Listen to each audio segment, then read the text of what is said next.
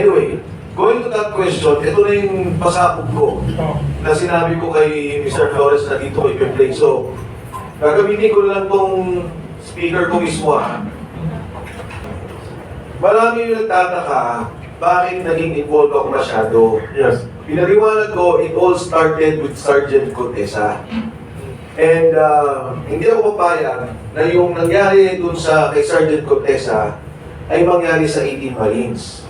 Bilang panawagan na rin muli sa ating gobyerno, particular kay Ombudsman Boying Rimulya, na ginamit na niya yung affidavit ni Sergeant Contesa. Nananawagan ako na tulungan na. Total naman technically, kasama na natin si Sergeant, kasama na ninyo si Sergeant Contesa. Yung kasong inilalaban ninyo ay galing sa mga pananalita ni Sergeant Contesa.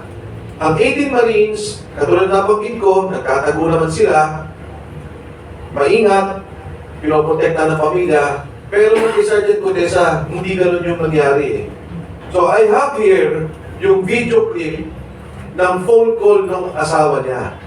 Ang nangyari was, may tumawag, kasi nung hindi nadadalo si Sergeant Contesa, may nalapit sa kanyang ex-marine na kasama niya, ibibigay yung telepono. So ang nangyari lang, siya mismo nag-video record yung asawa. At nagsasalita Sergeant Contesa. This happened last year. Hindi ko mailabas-labas for fear na lalong ibigyan si Sergeant Contesa. Pero ngayon naman, na ginamit na ng gobyerno yung kanyang affidavit.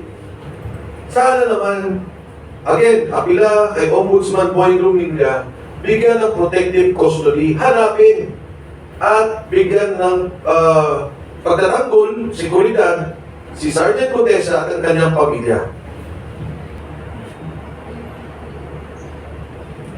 Cellphone, lumilipat ba? Hello? Ayan, ito ka na? Matulog ka na? Ano yan? Nandiyan ka sa kwarto? Ha? Ayun, may na po. Nakasama mo. Naginig siya, naginig. Tumawag si Kuya. Pinakumusta ka? Ulitin mo daw yung sinabi mo kanina na yung binibidyohan ka para may record. May record kami, i-record namin. Yan. Yung tungkol dun sa affidavit na sino ba may gawa? Ikaw o sila? Sila. Inaikot ako lang. Sabi-sabihin? O, sabihin mo kung ano nangyari doon para may record namin. Yun nga, binigyan ako ng nakakakap. Tapos binasa ko yung statement na may mga sinigit sila na hindi ko totoo. Na hindi nila si Maclean na pati si Defensor. Kasi sinabi nila doon sa statement na pinanakuhan ako ng pera, papayagan ko. At sinabi pa doon na hindi na siya wala akong alam doon sa hindi doon sa family ng Cortez. Yun lang nakalagay doon, ayaw ko dapat naman. Hindi naman ako buwan ng statement din sila naman. Yun lang ang pinirmahan mo. Yun lang yun. Yun lang nasilip doon sa ano mo. Saan ba sa pinakahuli? Hindi nasabi yung mga Flip na? na isa din yung kita ko na tapos may ibang hindi ko ng pera ko. Ba't ang haba naman? Sila po Pero yung affidavit mo ng una, nandun pa yun. wala yung ibang Ay, may ginawang panibagong affidavit para masahin mo. Pinangako naman sa'yo nung una, nung pinirmahan mo, hindi na ilalabas yun. sabi nila nilalabas. Bakit ito nila binabasa? Anong sense nun? Di ba alam mo? Dinadali daw sa korte para mawala yung kaso ko. Yun yung sabi. Nung ayaw mo ba sa akin, anong ginagawa nila sa'yo? Hindi ko pa sa akin ko eh. Pero gusto ko ba?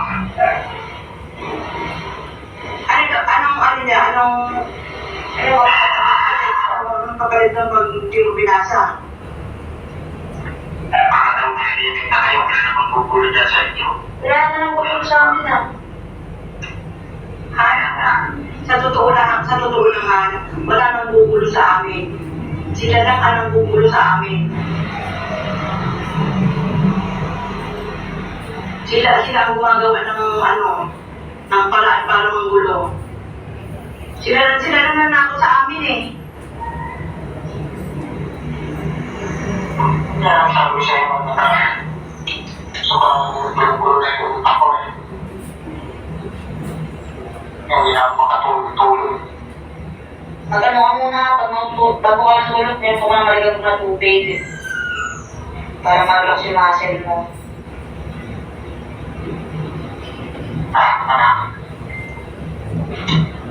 Pag sinabihan ka ng palabasin ka dyan, mag-text ka sa akin ha.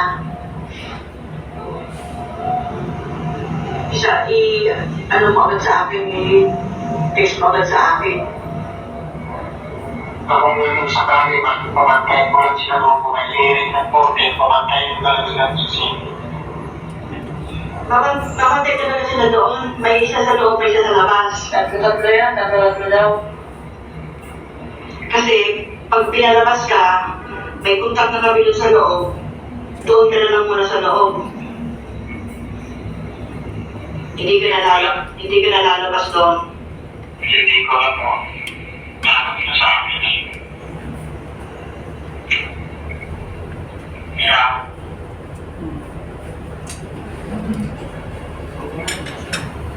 Nagkaroon ng lapse ang pag-imbestiga ng NBI sa mga 18 Marines given na 6 lang, according to you, ang pumirma doon sa report na binigay ng NBI. Pag tinanong niyo yung 18 Marines, kahit na from day 1, sinasabi nila maraming unrelated questions. Kaya kung pala sa simula, maraming naging problema yung walang pagtitiwala. Kasi matanong sila, paano mo nakilala si Defensor? Paano mo nakilala si Balikod? Tinulungan ba kayo nito? Binigyan pa kayo? Mga ganun tanong. So may kagad na problema. But nung pumasok na sila dun sa questions ng affidavit, paano nangyari ito, paano yung delivery, yun, sumasagot naman yung mga Marines. So, were their lapses nung umpisa talagang mabigat. Na hindi siguro maganda yung naging umpisa ng questionan. And I would think, kasi ito, ombudsman to eh. So malamang kung ano yung investigasyon ng NBI na ginawa, kinuha ni ombudsman at in-integrate na nila dito. So that is why, again, binabanggit ko kay Ombudsman Rimulya na unang-una pagpupugay sa kanya at sa kanyang opisina at yung 18 Marines ay willing tumulong pa para lalo pa mapalakas yung kaso. Because they can really put on record in detail. For the first time, ngayon lang naging official lahat ng sinabi ng 18 Marines. On the basis of this Ombudsman report and case to be filed by Ombudsman Boying Rimulya. I was there po sir nung nagpa-press ko ng Pasig, dun sa 11 naman yun na ano, kasi diba 18 Marines, 17 nagpakita, so 11 na yun. Maybe know kung nasaan sila at this time and were their families, are they hiding somewhere or would you prefer not to disclose that particular information at this time? Siguro safe naman to say they're hiding. They're hiding. Hindi sila, dinalaw ko lang sila para ipakita to. Dinalaw ko sila para sabihin sa kanila na eto, yung mga sinasabi nyo, kahit pa paano, nagkakaroon ng resulta. Yung binabanggit ninyo, kasi siyempre sa kanila, in fact, ang kwento nila sa akin, sir, ang dami pa rin nang lumalapit, may nag-message, baka pwedeng offer. Pero sabi nila sa akin, hindi ko kami papayag. Itong ginagawa namin hindi naman sa pera, para sa bansa po to. So natuwa sila dito.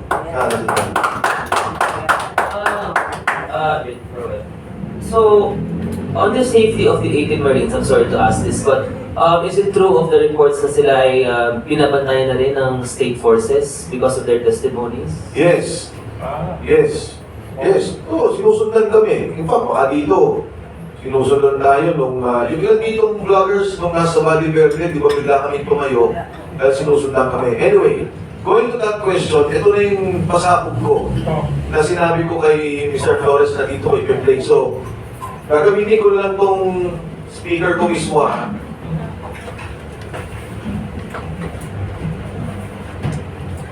Ready tayo kay Secretary Mike Defenson.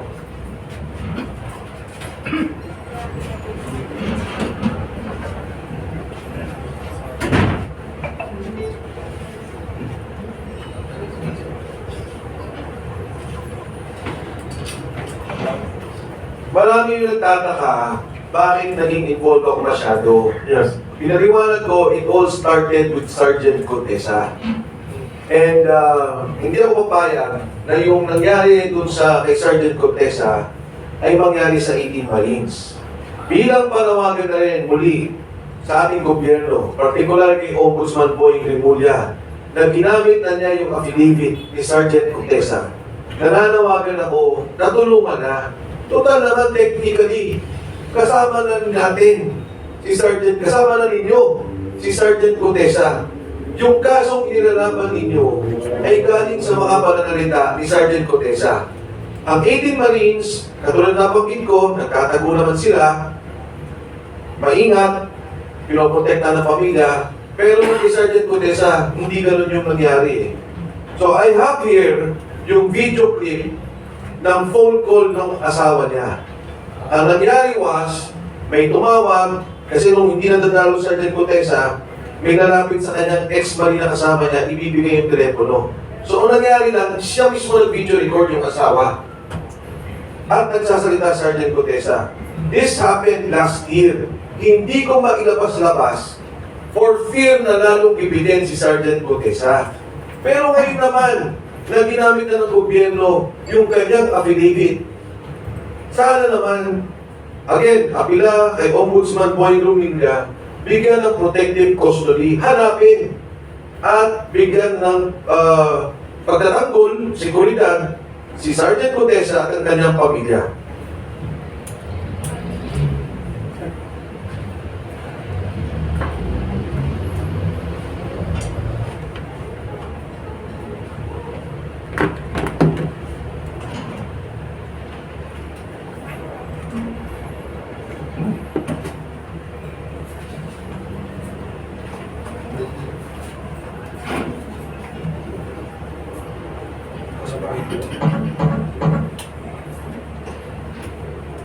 Teka. Kaya sis Larissa. Hindi, okay na. Okay. Hindi pa naka-on phone. Yes. Ha? Ayun. So yan, no? Telepono. So yan.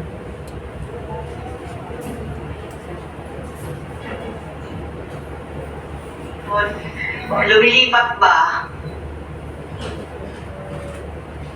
Pinatong ko kasi kumatapos. Cellphone. Lumilipat ba? Hello? Ayan, ito ka na? Matulog ka na? Ano yan? Nandiyan ka sa kwarto? Ha? Ayun, may na po. Nakasama mo po. Nag-iinip siya, nag-iinip. Tumawag si Kuya. Kinukumusta ka? Ulitin mo daw yung sinabi mo kanina na yung videoan ka para may record. May record kami, i-record namin. Yan. Yung tungkol dun sa affidavit na sino ba may gawa nun? Ikaw o sila? Sila. Ilahin ko daw lang. Sabi-sabihin? O, sabihin mo kung ano nangyari doon para may record namin. Yun nga. Pinigyan ako ng nakakahapon. Tapos pinasa ko yung statement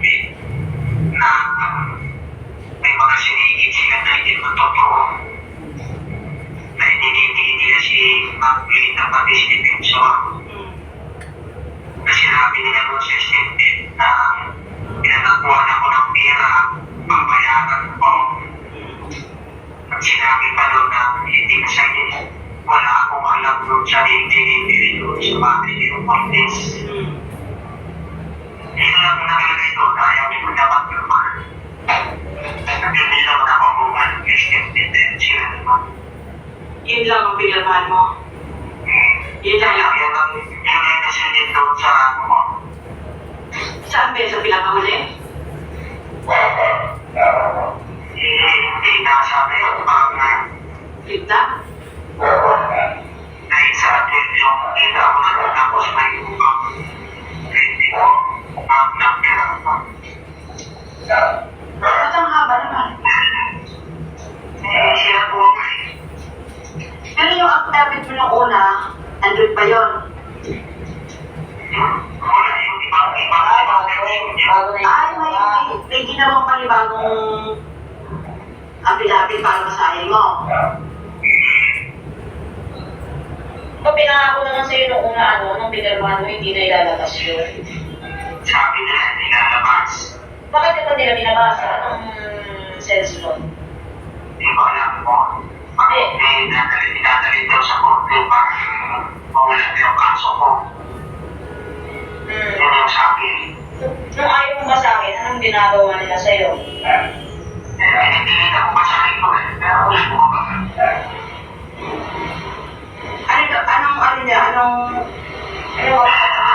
Anong pagalit ng pag hindi mo binasa? Para daw nalilig na kayo, wala namang gugulo dyan sa inyo. Wala na nang gusto sa amin Ha?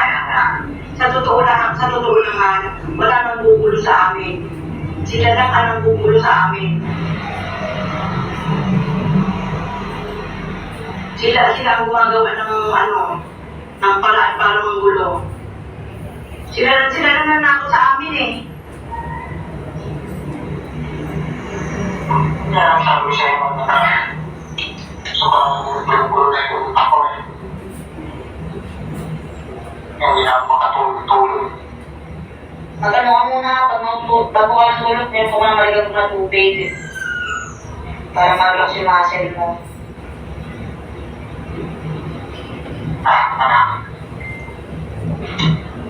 Pag sinabihan ka ng palabasin ka dyan, mag-text ka sa akin ha.